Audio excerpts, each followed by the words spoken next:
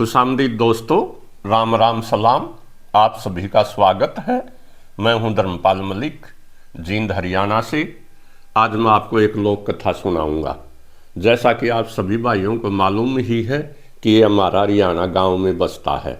खेती बाड़ी हमारी अर्थव्यवस्था का आधार है और लोग अपने मनोरंजन के लिए लोकगीत सुनाते हैं, कथाएं सुनाते हैं। सांग और भजनी हमारे कल्चर का एक हिस्सा है। चुटकुले सुनाते हैं, लोकोक्तियाँ सुनाते हैं। इसी तरह से हमारी संस्कृति का एक हिस्सा लोक कथाएँ भी हैं।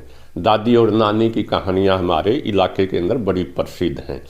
तो दादी और नानी कहानियाँ सुनाया करती थी बच्चों को। इसी तरह की आज मैं आपको एक कहानी सुनाऊंगा और कहानी का शीर्षक है एक आने की एक बात। तो एक गांव में जो एक फ़कीर रहता था, बड़ा पहुंचा हुआ संत था। गांव के बाहर अक्सर गांव के तालाब गांव से बाहर होते हैं और तालाबों के ऊपर संत महात्माओं फ़कीरों के डेरे होते हैं। तो और गांव में जो आज से कुछ साल पहले कुछ लोग चोरी भी कर लिया करते थे। पेशे के रूप में भी चोरी के पेशा अपना लेते थे। और इसका सबसे स्पष्ट उदाहरण है कि उस समय 1947 से पहले थानों के अंदर एक पोस्ट ट्रैक्टर की होती थी। ट्रैक्टर होता पैडू, जो कच्चे रास्ते होते थे। पशुओं की ज़्यादा चोरी थी और लोग पैड देख करके चोर की पैड पहचान लेते थे, या जहाँ पर चोरी का माल जाता था उस ठिकाने तक पैडू पहुँचा देता था। तो इस प्रकार से ये इस इलाके के अंदर चोरी भी कुछ लोग कर लिया करते थे। और हमारे यहाँ तक कि एक हिस्टोरियन हुआ है महाराज कृष्ण। उसने, वो तहसीलदार था, रेवेन्यू डिपार्टमेंट में नौकरी करता था, और उसने एक किताब लिखी है तारीख़ जिला रोहतक। उसके अंदर वो लिखता कि इस इलाके के अंदर झाड़ बोझड़े और जंगल ज़्यादा थे, और उन जंगलों के अंदर चोर और लुटेरे रहते थे। वो आने वाले लोगों का रास्ता एर लेते थे और उनका माल हर लेते थे। हरने का मतलब है छीनना। और वैसे भी एक कहावत भी है, जड़नी शेर में से पाई आड़नी। तो जड़िया एक गोत है जाटों का, जिसको मलिक कहते हैं। मेरी बहन, मैं खुद मलिक हूँ, मेरी बहन को उसकी जेठानी कहा करती थी, ये जड़नी शेर में से पाई आड़नी। तो ये आड़ना, छीनना एक हरियाणवी शब्द है।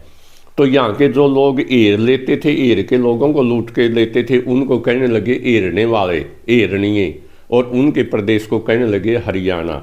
ऐसा कृष्ण महाराज अपनी किताब जिला तारीख़ रोहतक के अंदर लिखता है। वैसे भी हमारे ईसा रहे हैं चोर, जानी चोर हमारे समाज का एक हीरो था। उसको आज का रॉबिन हुड कह सकते हैं। रॉबिन हुड वो होता है जो अमीर लोगों से माल लूट के और गरीबों की मदद के लिए उसे गरीबों में बांटते, उसे रॉबिन हुड कहते हैं। ऐसे ही हमारे चोर एक जानी चोर हुए हैं। उनकी एक बावड़ी है मैम के अंदर, जिसे जानी चोर की बावड़ी कहते हैं, जो आज भी मौजूद है। और मैम के अंदर उनके पाने का नाम मोहल्ला या पाने का नाम चोर गड्डी पाना है। एक सांग की एक रागनी के अंदर भी आता है, बूढ़े मेव का बेटा जानी नाम है मेरा, भूले मत नाजली चोर गड्डी गाम है मेरा। तो इस प्रकार ये इतना बुरा नहीं माना जाता था, लेकिन चोरों के भी कुछ नियम थे। वो गरीब के घर में चोरी नहीं करते थे, वो किसी भी आदमी की हत्या नहीं करते थे, चोट नहीं मारते थे। अगर आसानी से माल मिल जाए तो ठीक, वरना छोड़ देते थे।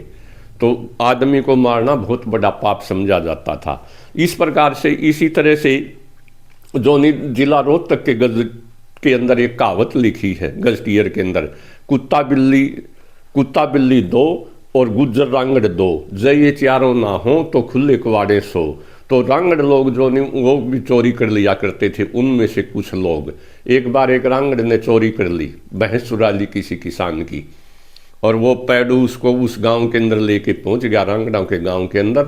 तो वहाँ मोहल्ले के अंदर एक मिरासी रहता था, जिसको डूम भी कहते हैं हरियाणवी भाषा में। तो मिरासी बड़े वो कलाकार थे कहावतें बनाने के अंदर।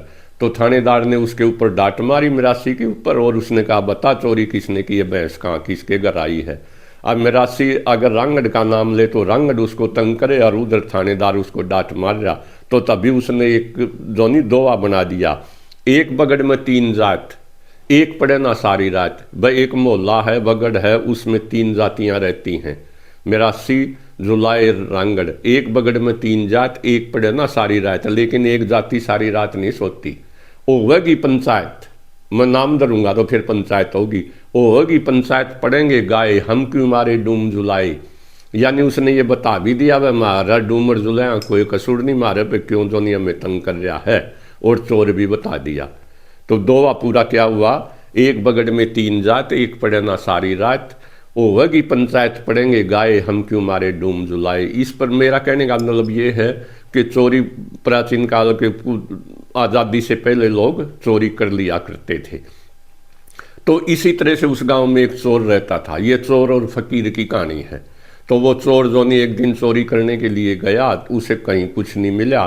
तो फिर उसके दिमाग में आया कम से कम फकीर के पास लोग चिलम पीने वाले आते हैं, और मैं वहाँ जाऊँ और कम से कम किसी की नई जूती तो बदल लाऊंगा या जूती उठा लाऊंगा। लेकिन उसको वहाँ भी कुछ नहीं मिला। तो वो टाइम पास करने के लिए फकीर के पास बैठ गया और चिलम पीने लग गया। फिर जो नहीं उनमें से कुछ आदमी और भी बैठे थे, और चोर ने कहा संत जी कोई बढ़िया सी बात सुनाओ ज्ञान की। तो फकीर कहने लगा भाई बातों के तो पैसे लगेंगे, मुफ्त की तो बात आते नहीं।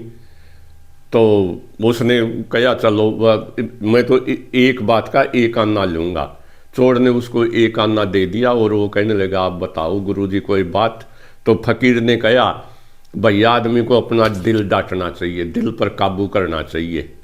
लेकिन चोर कहने लगा, वो चोर भी जो नहीं वो बड़ा वो था, तजर्बेकार आदमी था। उसने कहा दिल कैसे डटेगा महाराज जी, ये तो जो नहीं बाइबल के अंदर भी लिखा है, ईसा मसीह कहते हैं कोई आदमी ये कहे कि मैंने सुई के छेद से ऊँट निकाल लिया मैं मान लूँगा, लेकिन ये कोई ये कहे मैंने मन को डांट लिया तो ये असंभव है, मैं नहीं मानूंगा। वो बोला नहीं भाई, फकीर ने कहा आदमी को अपना दिल डांटना चाहिए, और ईमानदारी बहुत बड़ी चीज़ है, बड़ी अच्छी चीज़ है, और आखिर में ईमानदार आदमी की ही इज्जत होती है और उसकी जीत होती है। चलो उसने एक आना फकीर को दे दिया और फकीर ने ले लिया। फिर दोनों बातें करते रहे, चलम पीते रहे, और कुछ दोस्त भी बैठे थे। तो उसने कहा और एक बात और सुनाओ संत जी। तो फकीर ने कहा कि भाई मैं बात तो एक और बता दूंगा, लेकिन एक आना और लगेगा, यहाँ तो एक आने की एक बात है। चोर ने एक आना और दे दिया। तो उसने दूसरी बात फिर बताई कि भाई आदमी को 5 भाई अगर कोई बात कहें तो आदमी को मान लेना चाहिए, आदमी को पंचायती होना चाहिए, क्योंकि जहाँ 5 वहाँ परमेश्वर, वहाँ भगवान का वास होता है। जहाँ 5 आदमी होते हैं वो कभी झूठ नहीं बोलते। तो इस प्रकार से 2 बातें फकीर ने बता दी और चोर ने उसको एक एक आना करके 2 आने दे दिए। फिर चलम पीते रहे, चाय बना ली, चाय पी ली। फिर उसने कहा और सुनाओ कोई फकीर जी कोई बात, खास मज़ा नहीं आया।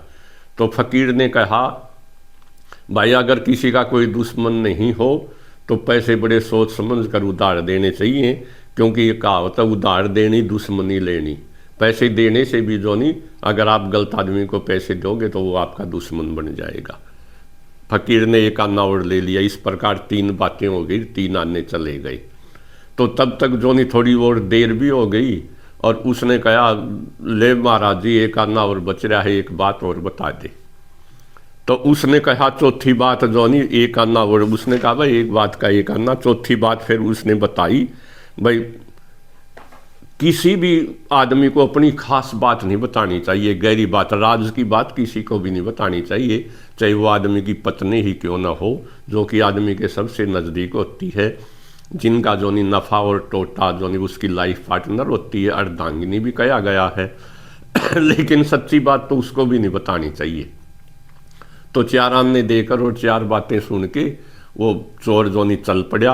वो जाता रहा, एक दूर के गांव में पहुंच गया। 8-10 कोस थका हुआ था, शाम होगी, लेकिन कहीं उसका चांस नहीं लगा उसको चोरी करने का।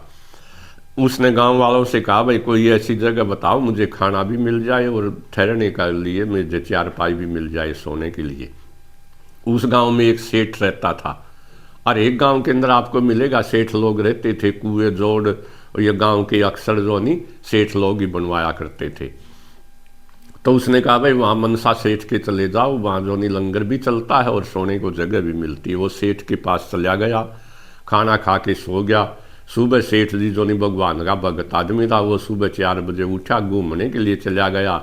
वहीं गांव के तालाब पे मंदिर था, तालाब में नहाया, मंदिर में पूजा की और सूर्य निकलने के बाद 7-8 बजे वापिस आया। तो चोर के मन में आया कि मैं क्यों न उस, लेकिन सेठ जो नहीं अपना बिस्तरा जो नहीं जिसके अंदर कुछ हीरे मोती लगे हुए थे, गुद्दड़ कहते थे जिसको, अपना गुदड़ा वो भूल गया बाहरी बिस्तरे के ऊपर, उसको अलमारी में रखना भूल गया। तो चोर के मन में एक बार तो आया कि मैं इसको चुरा के चलता बनूं। फिर उसने कहा नहीं यार, फकीर ने कहा था ईमानदार होना चाहिए, दिल को डांटना चाहिए। तो उसने उसको नहीं चुराया, वो वहीं बैठ गया। फिर चोर के दिमाग में आया अगर मैं चला गया, इसको कोई और चुरा ले गया तो सेठ सोचेगा भाई वो चुरा ले गया जो यात्री ठहरा था, टूरिस्ट। इसलिए उस गुदड़े का रखवाली वो वहीं बैठ गया, क्योंकि उस पर कुछ चमकने वाली चीज़ें थी, हीरे और जवाहरात जड़ी हुई थी। सेठ आया वापिस 8 बजे के लगभग, तो उसने कहा भाई तू गया नहीं, तू तो कह रहा था मैं रात रात रुकूंगा।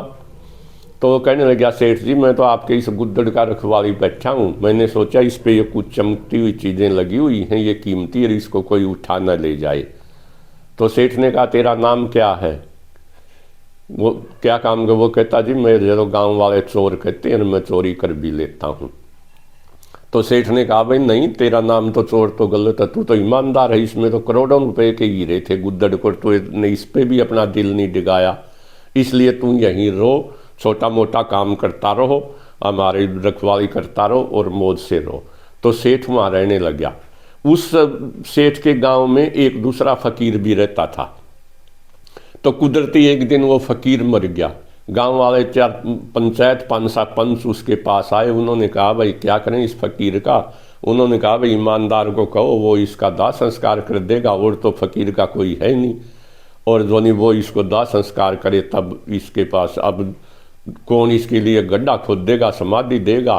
वैसे तो अक्सर फकीरों को धरती के अंदर गाड़ा जाता है, समाधि दी जाती है, लेकिन उन्होंने फैसला ले लिया पंचों ने भाई जला देते हैं। जब ये सारे समाज के लोग ही दाह संस्कार करते हैं तो फकीर का भी कर देते हैं। तो उन्होंने दाह संस्कार किया, ईमानदार की ड्यूटी लगा दी और ईमानदार वहाँ उसके छले के पास बैठ गया। उसका फकीर का सारा शरीर तो जल गया, लेकिन सिर से ऊपर का धड़ सिर नहीं जला, खोपड़ी नहीं जली। तो काफ़ी कोशिश करता रहा। फिर आखिर में क्या किया उसने, ईमानदार ने उसकी खोपड़ी को तोड़ा ताकि इसको आग में डाल दूं, टूटी हुई है जल जाए। तो उसमें से एक मणि निकली। वो मणि जो थी इच्छाएं पूरी करने वाली मणि थी, और फकीर जो नहीं वो बड़ा पहुंचा हुआ संत था, लेकिन उसकी विद्या अधूरी रह गई थी, भक्ति, इसलिए वो दूसरे जन्म में फकीर बन के आया था। और इच्छाएं, इसलिए उसके दिमाग में इच्छाएं पूरी करने वाली मणि थी, वो मणि ईमानदार को मिल गई। तो उसने दाह संस्कार कर दिया, वो आ गया। कुछ दिन के बाद जो नहीं राजा की लड़की नदी के अंदर डूब गई, क्योंकि अक्सर जो नहीं सभ्यताएं नदियों के किनारे फली फूली हैं, और बड़े बड़े शहर भी नदियों के किनारे ही बसे हैं। तो वो पाँव फिसल गया और वो डूब गई। फिर परमेश्वर 5 जो नहीं वो पंच उसके पास आए, ईमानदार के पास, भाई राजा की लड़की डूब गई। उन्होंने कहा ये निकाल लाएगा, इसके को से बच्चे भूखे मरेंगे, ये डूब गया। तो उसके पास तो मणि थी, जो जोनी जिसके ऊपर उस इच्छाएं पूरी करती थी, वो अपनी मणि हाथ में लेकर नदी में कूद गया और उसने कहा पानी रास्ता दे। नदी ने रास्ता दे दिया और वो राजा की लड़की को निकाल लिया। राजा की लड़की के पेट में पानी भर गया था, बेहोश हो गई थी। उसने सिर के ऊपर रखा लड़की को और 12 हाथों पेट सिर पे रखने से उसके मुंह से पानी निकल गया और वो होश में आ गई। तो फिर राजा ने कहा, उसने कहा जे निकाल दी। उसने कहा भाई मैं क्या करूँगा, ये तो इसकी जान तूने बचाई है, इसलिए इसकी शादी मैं तेरे साथ करता हूँ। राजा ने अपनी लड़की की शादी ईमानदार के साथ कर दी और जो ने उसको आधा राज दे दिया। कुछ समय के बाद भगवान के करने हुए राजा के वो इकलौती लड़की थी, लेकिन कहते हैं जब अच्छे दिन आते हैं तो चारों तरफ से खुशियाँ आती हैं। तो राजा के लड़का भी हो गया और जोनी ईमानदार और उसकी पत्नी अलग महल में रहने लगे। उसकी पत्नी की, ईमानदार की पत्नी की एक दोस्त थी, गुजरी सहेली थी। उस गुजरी ने कहा भी हमें 100 रुपये की ज़रूरत है, कृपया 100 रुपये उधारे दे दो। उसने कहा मैं तो नहीं दे सकती, लेकिन मैं आपकी सिफारिश मेरे पति से कर दूंगी, वो आपको दे देगा। जब उसने ईमानदार से कहा कि 100 रुपये दे दे, उसने कहा नहीं मैं औरत को तो पैसे उधारे नहीं देता, इसका हस्बैंड मांगेगा, गुज्जर मांगेगा तो मैं दे दूंगा। तो उस कुल मिला के उसने गुज्जर को 100 रुपये उधारे दे दिए और कुछ समय बीत गया। ईमानदार ने सोचा भाई फकीर की दो बातें तो पूरी होगी, एक तो दिल को डांटना चाहिए, एक भाइयों की पंचायत मान लेनी चाहिए, दो बातें रह गई हैं, उनको भी आजमा के देखते हैं। तो उसने क्या किया, अब राजा के लड़के को, अपने साले को एक दिन सुबह सुबह वो उठा लाया। 5-6 साल का वो लड़का था। उसको अंडरग्राउंड कमरे में, जिसे उस समय बोरा कहते थे, भंवरे के अंदर डाल दिया। नौकरों की ड्यूटी लगा दी, भाई इसकी अच्छी तरह से देखभाल करो। और उसने अपनी पत्नी को, गांव शहर के अंदर ये हो गया भाई राजा का लड़का चोरी हो गया, राजा का लड़का चोरी हो गया, कोई उठा ले गया। तो ईमानदार ने अपनी पत्नी को कहा कि राजा का लड़का तो मेरा साला था, मैंने ही चुराया है और मैंने उसको कहीं मरवा दिया जंगल में, और मैंने सोचा हम पूरे राज के मालिक हम भी हो जाएंगे। मेरे मन में लालच आ गया। राजा की लड़की ने ये बात अपने पिताजी को बता दी और राजा ने जो ईमानदार को बुला लिया और उसके लिए फांसी का हुक्म सुना दिया। जब फांसी लगने लगी, जिस आदमी को फांसी लगाई जाती है तो उससे उसकी आखिरी इच्छा पूछी जाती है। ईमानदार से भी उसकी आखिरी इच्छा पूछी गई। उसने कहा कि मैं अपने बोरे के अंदर एक बार जाना चाहता हूँ, अंडरग्राउंड कमरे के अंदर। और वो उसने उससे पहले जो उन्होंने कहा, ईमानदार के वकील ने कहा भाई इसके लिए गवाह कौन है, लड़का इसने मारा है, जिसको आप फांसी दे रहे हो उसके लिए तो गवाह की जरूरत होती है। तो उस गुज्जर ने सोचा, जिसने 100 रुपये उधारे लिए थे, कि भाई मेरे को 100 रुपये वापिस नहीं देने पड़ेंगे। वो गवाह बन गया कि हाँ ईमानदार लड़के को जंगल की तरफ ले जा रहा था और मैंने इसको देखा था, इसी ने मारा है, ले जाते हुए देखा था। तो ईमानदार जो ने जब वापिस, उसने कहा आखिरी इच्छा पूछी गई, उसने कहा मैं अपने भंवरे में जाना चाहता हूँ एक बार। तो वो भंवरे में जाके राजा के लड़के को ले आया। अब ईमानदार को फांसी कैसे दें, लड़का तो जिंदा था। लेकिन राजा ने कहा कि भाई मैं तो फांसी का हुक्म दे चुका, फांसी पर तो एक आदमी को लटकाना ही है। तब मंत्रियों ने कहा भी अगर फांसी पे लटकाना तो इस गुज्जर को लटका दो जिसने झूठी गवाही दी। गुज्जर से पूछा गया क्या आपने देखा था? उसने कहा नहीं जी, मैंने तो 100 रुपये इससे उधारे लिए थे और मैंने इसलिए गवाही दी थी ताकि ये मारा जाए और 100 रुपये वापिस ना देने पड़े। तो इस प्रकार फकीर की चारों बातें पूरी हो गई कि भाई दिल डांटना चाहिए, ईमानदारी, honesty is the best policy, आदमियों को भाइयों की बातें मान लेनी चाहिए, और जो है नी उधार बहुत सोच समझ कर देना चाहिए, क्योंकि ये कहावत है उधार देनी दुश्मनी लेनी। और आदमी को अपने राज की बात किसी को भी नहीं बतानी चाहिए, यहाँ की अपनी अर्धांगिनी अपनी पत्नी को भी नहीं बतानी चाहिए।